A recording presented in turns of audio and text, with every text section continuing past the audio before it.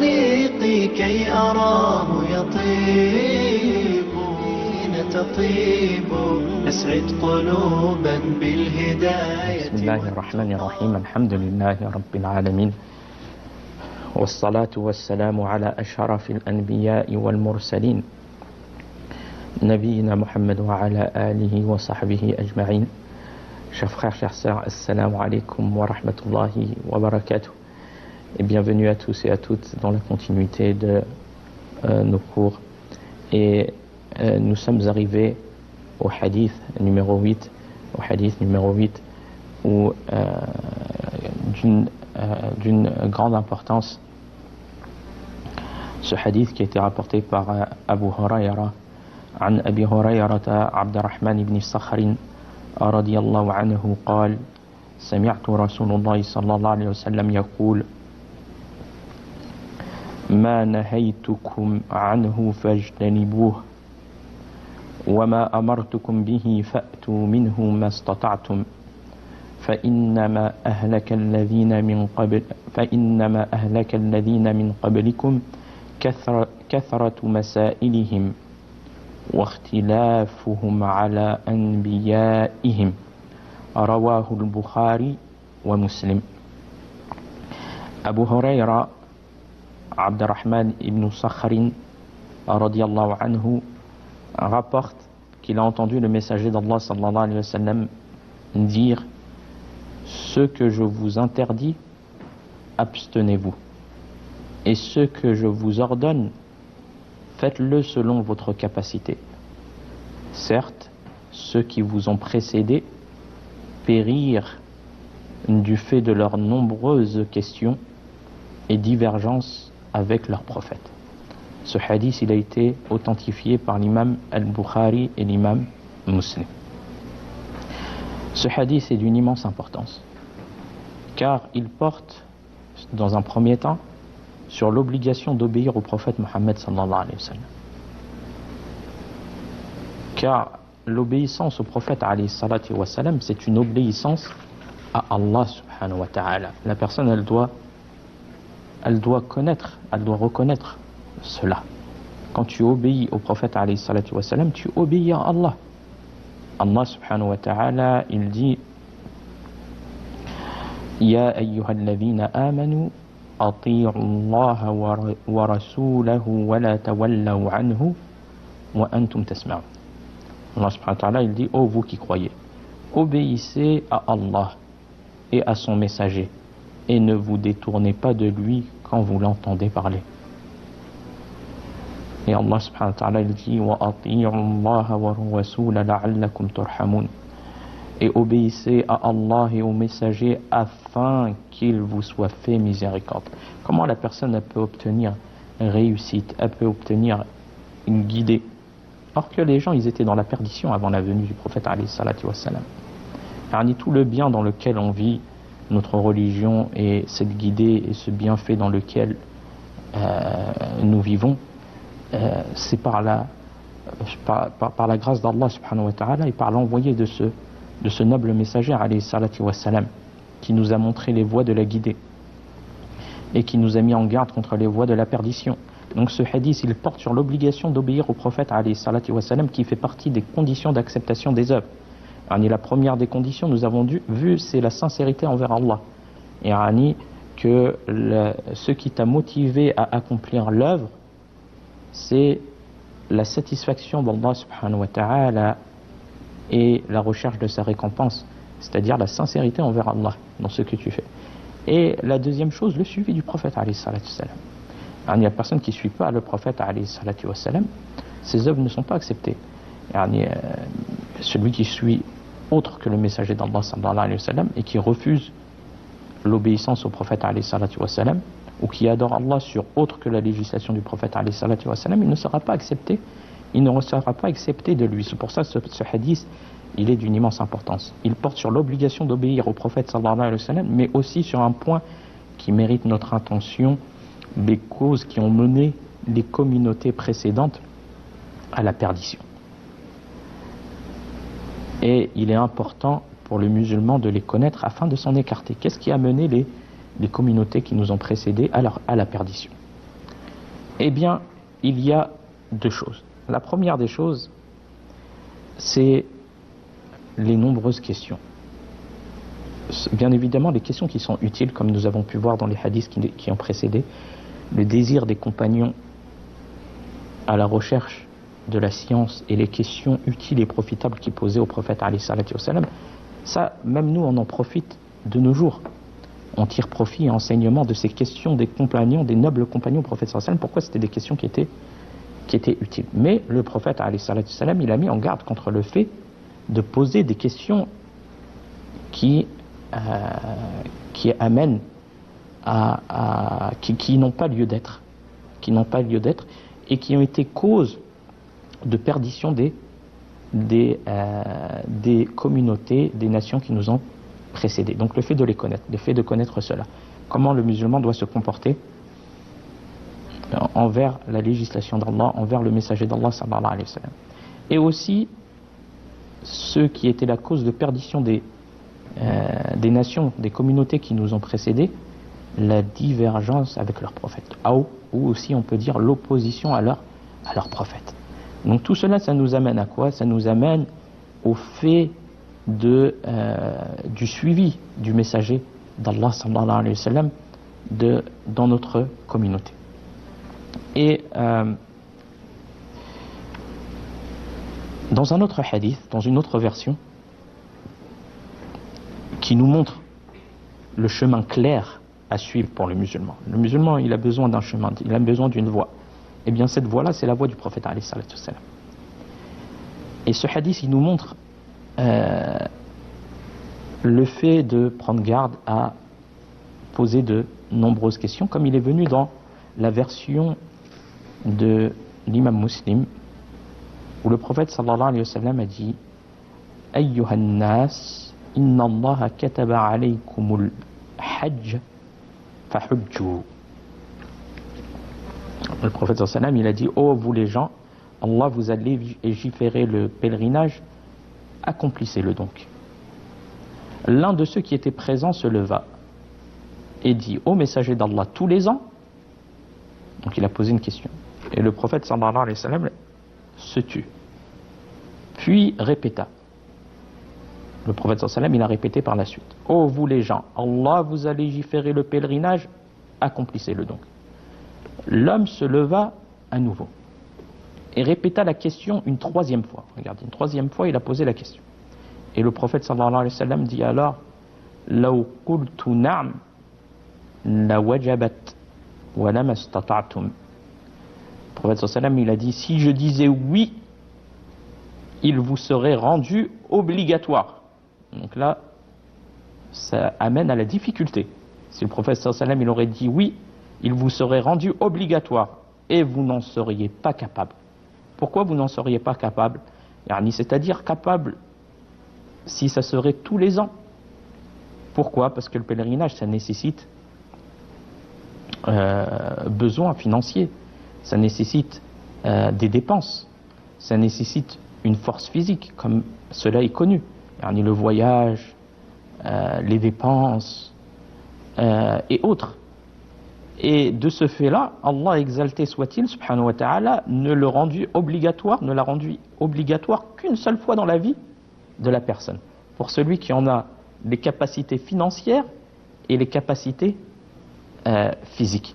Les capacités financières et les capacités physiques. Quant à celui qui n'a pas cela, ce n'est pas obligatoire pour lui. Donc regardez les questions, comment le prophète sallallahu alayhi wa sallam il a répondu en disant que s'il aurait dit oui, ça aurait été une difficulté pour les gens. Enfin, il a dit si je dis oui, il vous serait rendu obligatoire et vous n'en seriez pas capable. Donc ça nous éduque. Les hadiths du prophète alayhi salatu wassalam, les paroles d'Allah subhanahu wa ta'ala, tout cela, ça doit nous améliorer, nous changer, nous amener vers ce qui est de meilleur dans notre comportement, même dans ta façon, toi, de poser des questions. Tu poses des questions comme les compagnons, c'est-à-dire sur des choses qui sont utiles. Tout cela, ça t'éduque. Le fait de poser des questions qui soient profitables. Peut-être tu vas poser une question, ça va être utile à toute la communauté. Donc, même quand la personne pose des questions aux savants de l'islam, aux gens de science, que cela soit fait avec respect, que cela soit des questions qui soient utiles. Ce n'est pas des questions pour essayer de piéger la personne ou essayer d'amener des problèmes ou des difficultés. Comme cela, on a pu le voir. Il y a certaines questions qui ont causé des problèmes dans la communauté. Et certaines personnes, ils font cela volontairement. Pas dans un but de rechercher un profit ou quelque chose qui soit profitable, comme les nobles compagnons du prophète sallallahu alayhi wa sallam le faisaient. Non. Dans un but de ramener un mal. Donc la personne, ou des choses qui ne sont pas prioritaires pour la personne. Peut-être qu'elle n'est même pas en relation avec ce sur quoi elle pose. Mais ce sont juste des suppositions ou autres. Non, pose ce qui est utile pour toi, qui sera profitable pour toi ou qui sera profitable pour la communauté et qui sera utile. Puis le prophète sallallahu alayhi wa sallam a dit Dharuni ma taraktukum.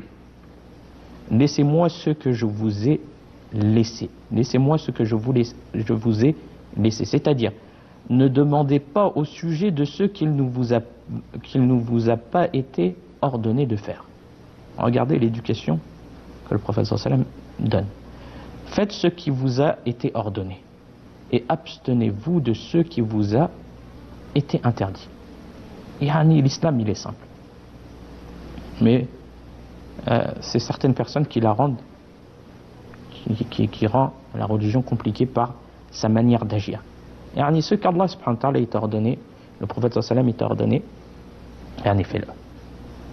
Et ce qui t'en a interdit, abstiens-toi-en. Voilà le chemin à suivre. Puis, quant à me demander au sujet de ce qui ne vous a pas été légiféré, cela n'est pas dans votre intérêt. Cela n'est pas dans votre intérêt. De demander des choses qui ne vous a pas été légiférées. Et ça, c'est par miséricorde d'Allah subhanahu wa ta'ala. Donc, le fait d'avoir la manière d'agir, et cela éduque le musulman comment se comporter vis-à-vis de cette législation, et le fait de prendre en garde à la multitude de questions qui ont été cause de perdition des communautés qui nous ont précédés. Et après, dans ce hadith, le prophète sallallahu alayhi wa sallam a dit: ce que je vous ordonne, faites-le selon votre capacité. Ce qui vous a été ordonné dans cette législation que le prophète sallallahu alayhi wa sallam a ordonné, le prophète sallallahu alayhi wa sallam a dit: faites-le selon votre capacité. Et cela fait partie de la miséricorde d'Allah subhanahu wa ta'ala, du fait que la personne ne doit s'acquitter des obligations que selon sa capacité, et que s'il n'a pas la capacité, son obligation elle tombe jusqu'à ce qu'il en soit capable, comme Allah subhanahu wa ta'ala fait référence à cela dans son noble livre. فقال سبحانه وتعالى فاتقوا الله ما استطعتم. Craignez Allah donc autant que vous pouvez, selon la capacité de la personne. Et Allah subhanahu wa ta'ala, il dit: la yukallifu Allahu nafsan illa wus'aha. Allah n'impose à aucune âme une charge supérieure à sa capacité. Regardez la miséricorde d'Allah subhanahu wa ta'ala. Et ça, c'est dans les actes qu'Allah subhanahu wa ta'ala il nous a rendus obligatoires. Ce qu'Allah subhanahu wa ta'ala il nous a rendus obligatoires.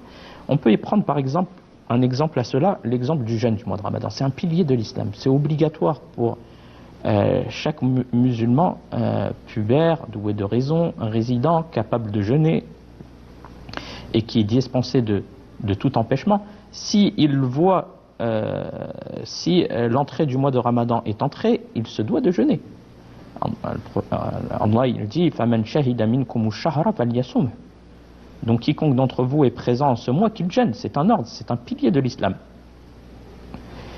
Mais celui qui a une excuse valable, comme par exemple la personne qui est malade, et la personne qui est malade, elle est de deux types.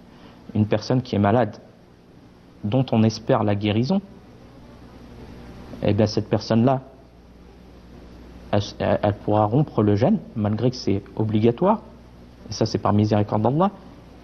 et elle devra rattraper ses jours par la suite, ses jours non jeûnés. Et on a une deuxième catégorie de personnes, c'est une personne qui a une maladie incurable, on demande à Allah de nous préserver, comme le cancer ou autre, et où elle n'est plus en capacité de jeûner. Eh bien, regardez la miséricorde d'Allah, cette personne-là, elle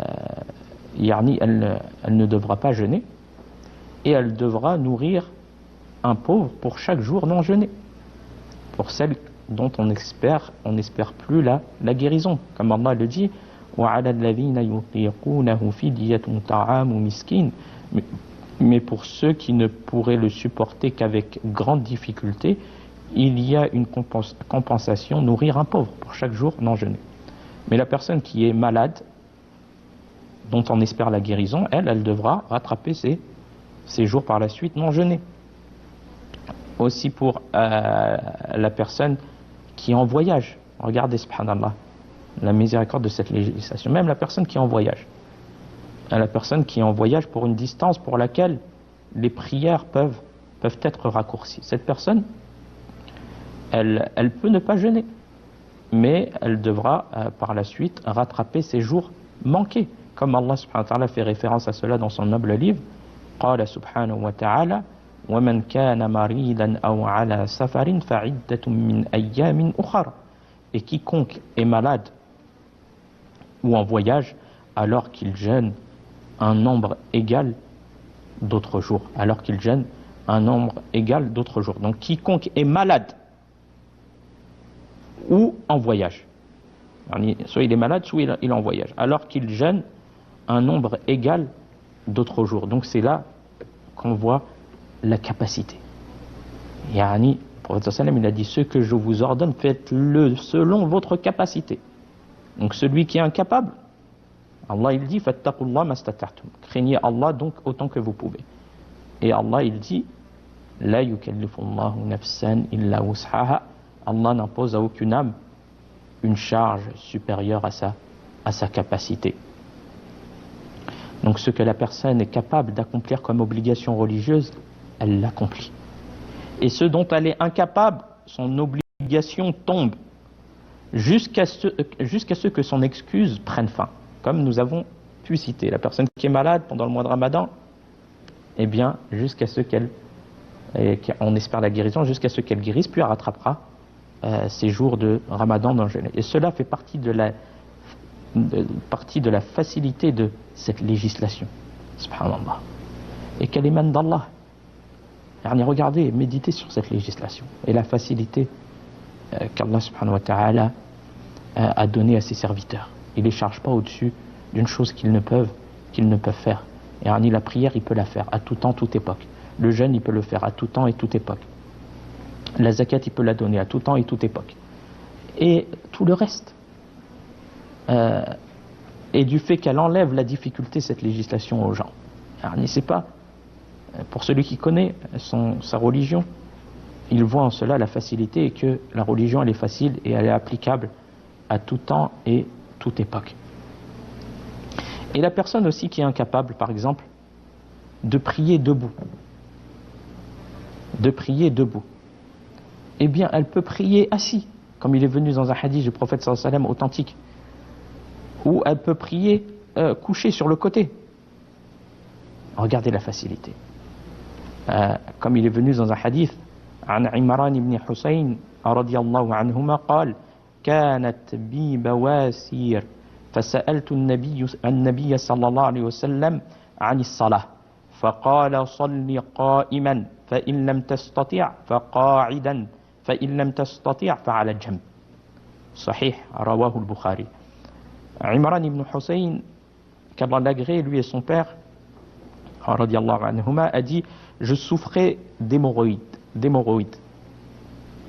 J'ai donc questionné le prophète sallallahu alayhi wa sallam sur la manière de prier.